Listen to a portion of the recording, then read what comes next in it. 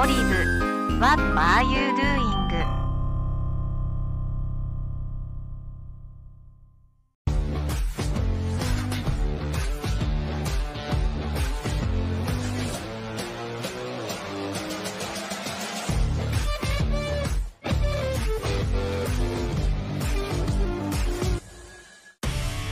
Kau dengar sini baik-baik. Tak payah sibuk lah. Buat report polis.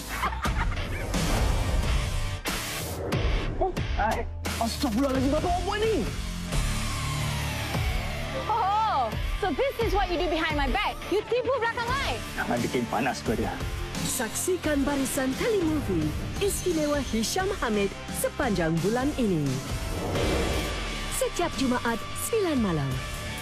Pastinya sensasi di sini. Saya akan umumkan plan saya secepat mungkin.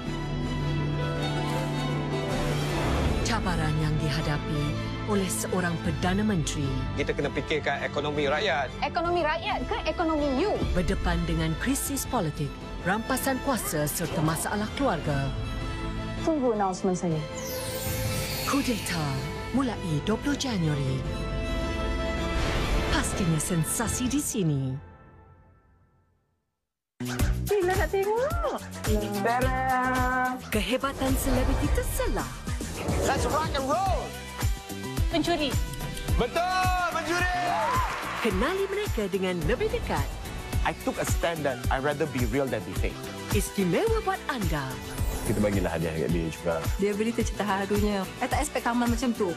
Sensasikan gaya hidup anda setiap Isnin hingga Khamis 7 malam. Pastinya sensasi di sini. Mak minta maaf. Minta maaf sangat-sangat bagi pihak Amirul.